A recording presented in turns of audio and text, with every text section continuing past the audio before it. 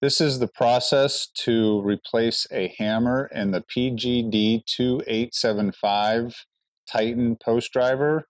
This is also the same process for the PGD2875H with the Honda engine. This hammer replacement process should take approximately 10 to 20 minutes and can be done in your home shop. Please ensure that the outside is free of debris or residue that may get inside. We will be separating it in the middle of the body. The only required tool is a 6mm Allen wrench. This wrench is supplied in the toolkit that's included with your driver. Optional tools include a torque wrench set to 200 inch-pounds or 16 foot-pounds with a 6mm socket drive. First step is to remove the 4 bolts holding the lower frame and upper engine assembly together. These bolts are Loctite into position.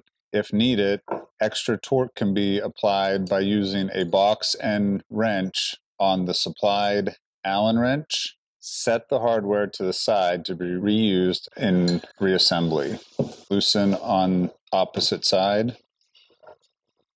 After hardware is removed, bottom and top section can be pulled apart.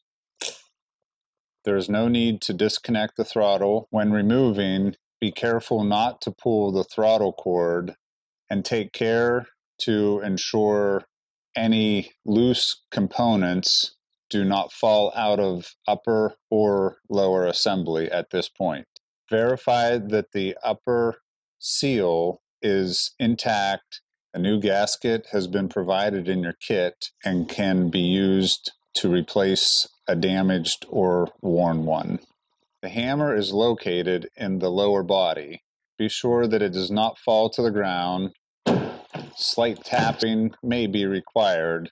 The hammer now can be replaced with a new hammer. For the product improvement program, the new hammer that was included in the kit will be longer than the old hammer. After removal of the original hammer, grease can be reused from the old hammer, or you can use the provided grease that was included in the update kit. It is important to evenly coat the grease around the hammer over the entire surface. We're now ready to insert new hammer. Ensure that the small side of the hammer is pointed down and put into the lower frame. Now we will reassemble the driver. Make sure a wrist pin is located in the center of the piston. It is free floating and can move.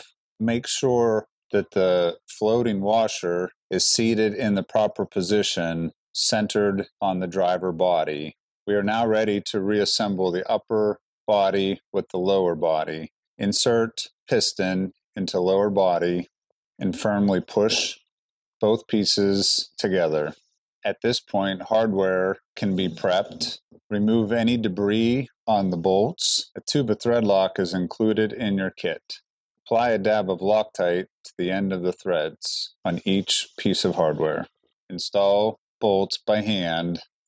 Repeat for all 4 bolts. Be sure all 4 bolts are tightened evenly.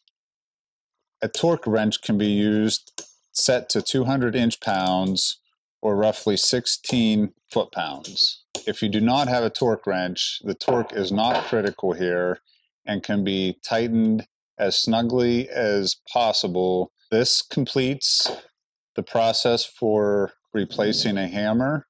Upon initial use, it is a good idea to allow the driver to warm up some and ensure that the grease is properly dispersed around the hammer and piston.